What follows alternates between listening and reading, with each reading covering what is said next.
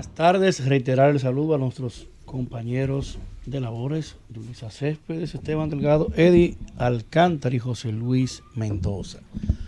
Todo el país en un estado de mucha tensión y también fuera del país.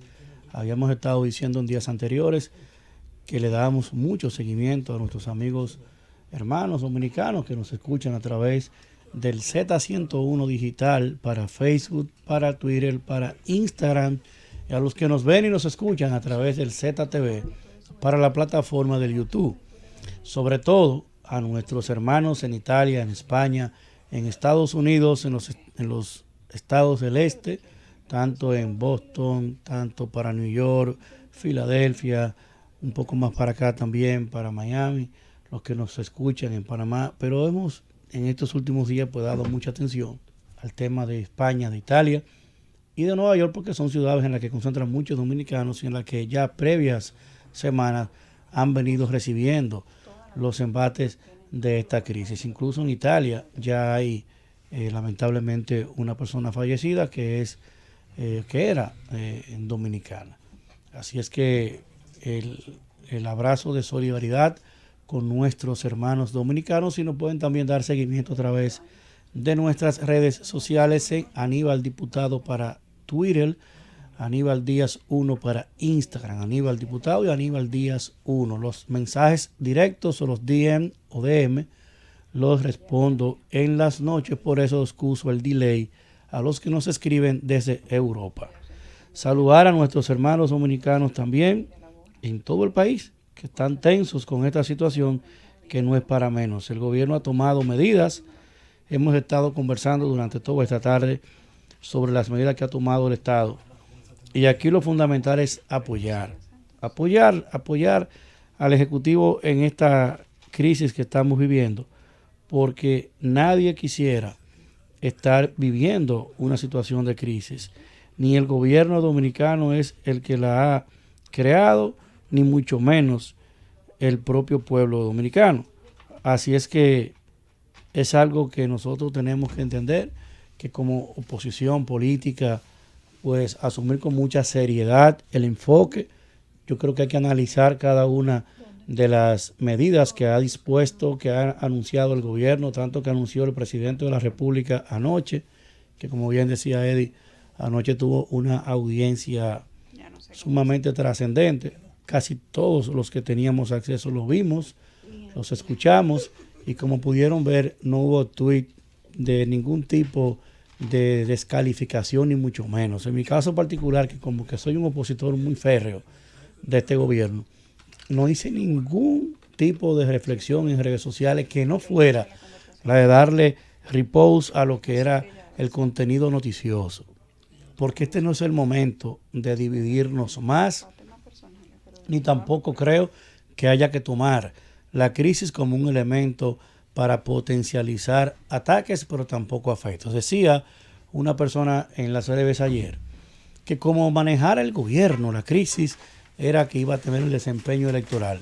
Y me refiero al doctor Eduardo Jorge Prats, que hablaba sobre esto, y yo me quedaba boquiabierto, porque la verdad que Jorge Prats es una persona que tiene como que una historia de vida distinta a la de estos personajes del gobierno, que se mantienen en las redes haciendo todo tipo de proselitismo, a veces hasta sin ningún tipo de reflexión del momento que estamos viviendo. Y cuando yo leí lo que escribía, de verdad que entré al perfil, verifiqué que fuera un post real y no fuera un fake news, porque parecía un montaje. Hablar de que como el gobierno administre esta crisis será el desempeño electoral es una jugada muy irresponsable. Voy a decirlo con respeto, porque pudiera decir muchas cosas, pero es muy irresponsable, no guarda elementos de prudencia, coloca un escenario en el que se invita a que haya combate de grupos, y eso es lo que menos debe hacer ni el gobierno ni quien sea aliado del gobierno, porque llevar el enfoque de una crisis global que ya nos ha impactado y que tiene alto riesgo de impactarnos más es reducir el nivel de seriedad, de enfoque, de tino que tenemos que ponerle todos los sectores. El país está por encima de colores partidarios y las altas y muchas diferencias que tenemos con un gobierno saliente no son suficientes para que pongamos entonces por encima del interés general del país la parte electoral. El gobierno, todo el mundo sabe lo que va a pasar aquí cuando haya elecciones, que yo entiendo que será en mayo, porque han levantado un debate.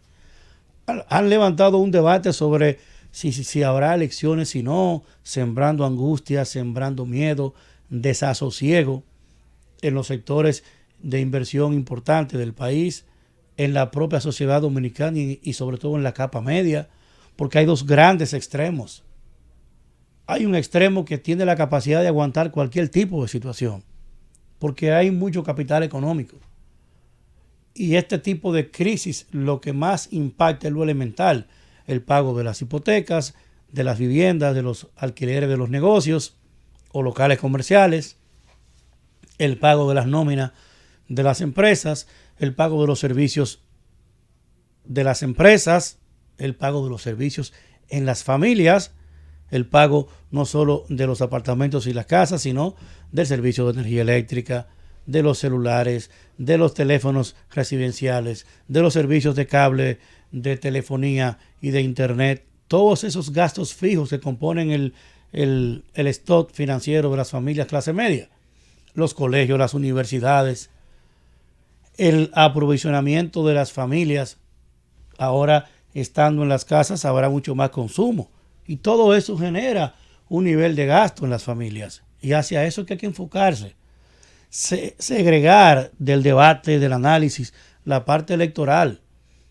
Yo he visto en diferentes expresiones a políticos, a candidatos. Mucha gente me dice, y me lo dicen a mí mismo, que mira, pero tú no hablas de la candidatura, tú no hablas de esos temas en la Z, pero ¿y para qué hay que hablar de eso? La gente tiene muy claro quiénes somos los candidatos a diputados por lo que va a votar en mayo. La gente tiene muy claro el perfil de cada quien, la conducta de cada uno de nosotros. Y tomarse un estado de excepción como el que estamos viviendo, este no es un estado de emergencia, es un estado de excepción. ¿Qué es una emergencia? Un ciclón, un huracán, un terremoto. ¿Qué es una excepción? Implicaciones legales que tienden a menguar, limitar, inclusive sesgar las libertades, las manifestaciones públicas, que prohíbe, de alguna manera, va vulnerando derechos generales y universales y particulares. Y en ese sentido, hay que establecer que no puede darse ningún tipo de enfoque político a lo que estamos viviendo. Reforzar cada vez más las medidas de salubridad, cuidarnos más y entender que el país no se acaba mañana. Quiero saludar, haciendo un punto ya de la agenda del interior y del país, quiero saludar a una serie de personas que lograron en el proceso pasado ganarle al Estado Dominicano. Quiero saludar a Víctor Fernández, que es el nuevo alcalde de Barahona, le ganó a Tabito Suberví y al PLD y al gobierno. Quiero felicitar a Rudy González, que le ganó al alcalde actual de Asua y le ganó al presidente de FEDOMO, le ganó al Estado, Rudy en Asua. También a Andrés Emilio en Pedernales. Andrés Emilio le ganó también al gobierno allá. Julio Núñez, alcalde de Comendador, le ganó al gobierno también allá. A Janoy Sánchez, que aunque es reelecta alcaldesa, ahora fue con los votos del PRM.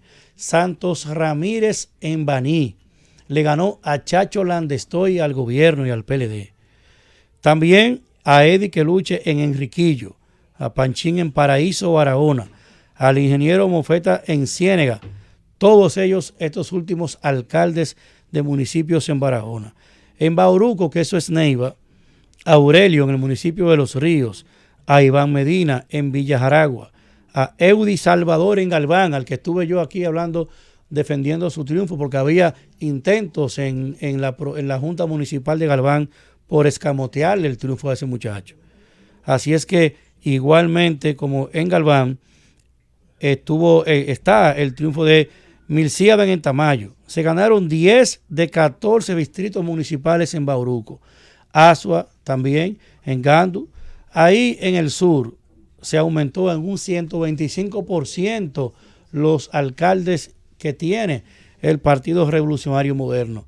Y todos esos triunfos llevan también un reconocimiento a una persona que, siendo de la capital y habiendo tenido una campaña presidencial y una exposición muy alta, asumió con humildad irse al sur a trabajar en estos municipios, algunos del sur corto, del sur profundo, inclusive de esa línea fronteriza. Fue a trabajar allí con mucha humildad, resolviendo los conflictos políticos que encontró en principio, llevando un empuje de motivación e incluso algunos aspectos de relanzamiento económico, y logró construir este bastión de aluvión de triunfo que se ha dado en todo el sur, en una jugada sumamente importante para el equilibrio municipal.